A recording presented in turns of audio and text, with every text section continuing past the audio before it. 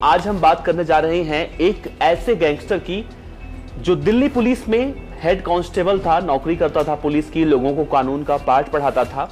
लेकिन ऐसा क्या हुआ कि उसने पुलिस की नौकरी छोड़कर बदमाश बनना ज्यादा उचित समझा। उसका नाम है बलराज भाटी। बलराज भाटी उत्तर प्रदेश और हरियाणा में आतंक का दूसरा नाम बन चुका था। उत्तर प्रदेश में उस समय सुंदर भाटी गैंग, जो कि पश्चिमी उत्तर प्रदेश में अगर देखा जाए तो अपराध की लिस्ट में सबसे पहला नाम आता है सुंदर भाटी का। सुंदर भाटी से भी बड़ा गैंगस्टर बन चुका था बलराज भाटी। बलराज भाटी गैंगस्टर कैसे बना? वो तो दिल्ली पुलिस में नौकरी करता था, लेकिन गैंगस्टर कैसे बना? वैसे वो भाटी नाम लगाने के पीछे भी उसकी एक कहानी है, लेकिन उस कहानी से पहले हम आपको ये बताते हैं कि बलराज भाटी को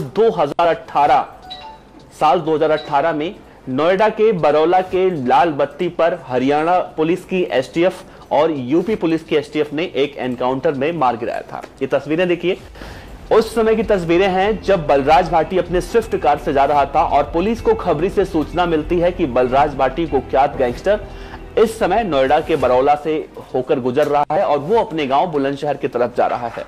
और तभी धाक लगाए बैठी हरियाणा एसटीएफ और यूपी एसटीएफ पहुंचती हैं, पीछा करती हैं और अपनी एसयूवी कार बलराज भाटी के कार में लाकर टक्कर मार देती हैं।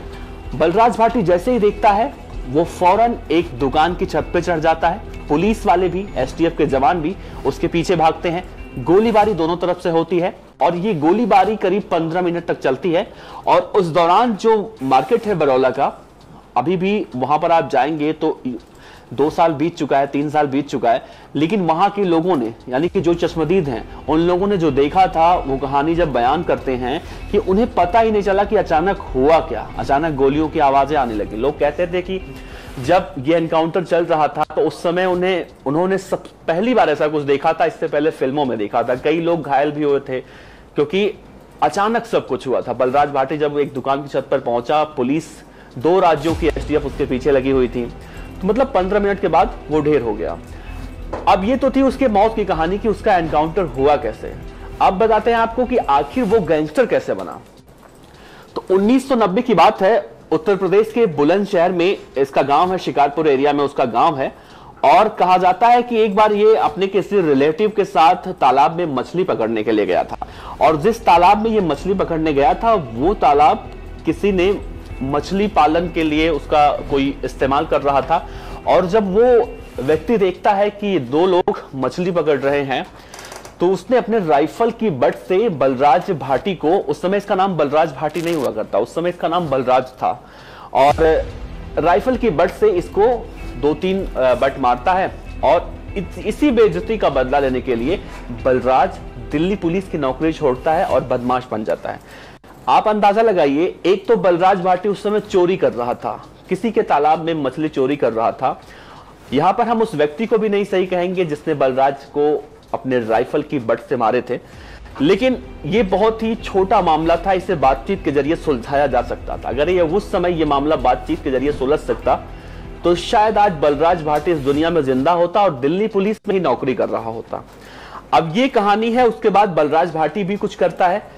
फिर जो व्यक्ति, तालाब वाला व्यक्ति रहता है जो मछली पालन करता है, उसकी पहुंच बहुत ऊपर तक होती है और एक मर्डर के केस में बलराज को फंसा देता है, ऐसा मतलब आरोप है। खैर इसकी जांच तो आज तक भी सामने नहीं आ पाई कि उस समय क्या हुआ था, लेकिन जो आरोप लगे हैं वही आरोप हम आपको बता रहे हैं।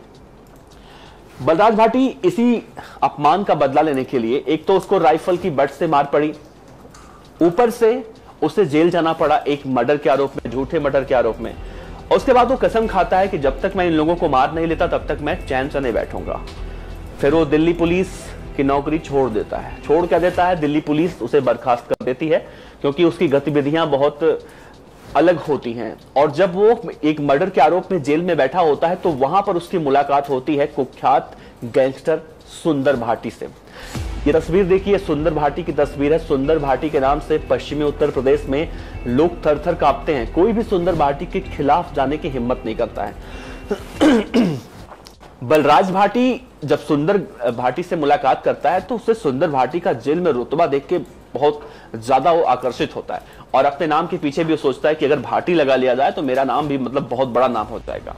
और होता भी ऐसा है, बलराज अपने नाम के आगे भाटी शब्द लगा लेता है, बलराज भाटी, और बहुत ही कम समय मतलब 2-3 महीनों में ही वो सुंदर भाटी गैंग का शार्प शूटर बन जाता है, मतलब उस गैंग में शामिल हो जाता है। और फिर शुरू होता है उसके तबाही का सिलसिला।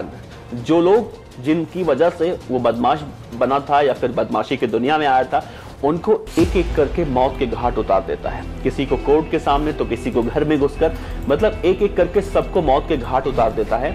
और सिर्फ यही नहीं, पश्चिमी उत्तर प्रदेश में ही नहीं बल्कि उत्तराखंड में भी वो इन सब वारदातों को अंजाम दिया करता है। उसके बाद वो हरियाणा में पहुंचता है। हरियाणा के भी कई जिलों में बलराज भाटी की दहशत यानी कि जराइम की दुनिया में जो उसकी बादशाहत है वो कायम हो जाती है। और हरियाणा पुलिस भी बलराज भाटी को पकड़ने के लिए जिंदा या मुर्दा इनाम रख देती है। कुल मिला जुला के अगर देखा जाए तो 3 राज्यों की पुलिस बलराज भाटी पे इनाम रखती है, उत्तर प्रदेश, हरियाणा और दिल्ली। 1 लाख उत्तर प्रदेश, 1 लाख हरियाणा और 50,000 दिल्ली। तो मिला जुला के 2.5 लाख का इनामी बदमाश बन चुका होता है ये। लेकिन बलराज भाटी को पुलिस नहीं पकड़ पाती। क्यों नहीं पकड़ पाती? इसके पीछे एक सबसे बड़ा रीजन ये है क्योंकि वो कई सालों तक दिल्ली पुलिस में नौकरी कर चुका था। और पुलिस कैसे काम करती है, पुलिस के कार्य करने की कार्यशैली क्या होती है, ये बलराज भाटी को बहुत अच्छे तरीके से पता था। और शायद इसी वजह से पुलिस उसे पकड़ नहीं पाती थी। और पश्चिमी उत्तर प्रदेश का जो एरिया है, जैसे हम बुलंदशहर कह लें, गौतम बुद्ध नगर कह लें, गाजियाबाद कह लें, इन सब इलाकों में जो आभूषण के विक्रेता थे, व्यापारी थे, यानी सोना चांदी के जो व्यापारी थे, वो बलराज भाटी के नाम से खौफ खाया करते थे। अगर बलराज भाटी ने किसी एक को फोन कर दिया और जितनी फिरौती मांग ली, उतनी फिरौती उनके अंदर इतनी हिम्मत नहीं होती थी कि बलराज भाटी को मना करते हैं। तो 3 राज्यों की पुलिस परेशान हो चुकी थी बलराज भाटी के आतंक से। और बलराज भाटी बहुत कम समय में इतना, मतलब 8 से 10 सालों में इतना बड़ा दुर्दांत अपराधी बन गया कि अगर श्री प्रकाश शुक्ला की अगर यहां पे बात की जाए तो श्री प्रकाश शुक्ला के जुर्म भी आपको बौने साबित होते दिखाई देंगे।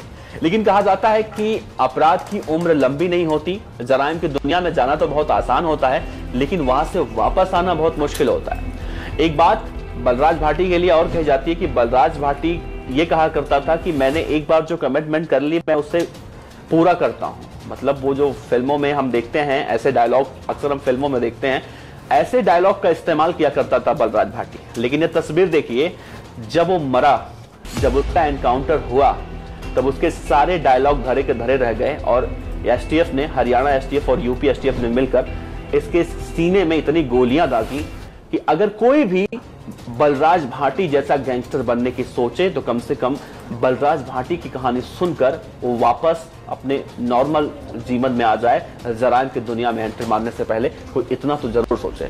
खैर, बलराज भाटी का आतंक यहीं खत्म हुआ। लेकिन सुंदर भाटी जो कि अभी भी जेल में बंद है, और सुंदर भाटी के लिए कहा जाता है कि सुंदर भाटी पश्चिमी उत्तर प्रदेश का वो नाम है कि अगर किसी ने सुंदर भाटी के खिलाफ कुछ भी बोल दिया तो सुंदर भाटी बहुत जल्दी ही उसका काम तमाम कर देता है। खैर, ये सभी अपराधी अभी जेल में बंद हैं और उम्मीद करते हैं कि आप बलराज भाटी के इस कहानी से, उसकी सच्ची कहानी से जरूर सीख लेंगे कि अगर हम कुछ भी गलत कर रहे हैं, कोई भी लड़ाई झगड़ा कर रहे हैं, लड़ाई झगड़ा छोटा हो बड़ा हो, वो कब बड़ा बन जाता है, कब कितनी जिंदगियां तबाह हो जाती हैं, ये हमें भी नहीं पता, ये शायद किसी को नहीं पता है।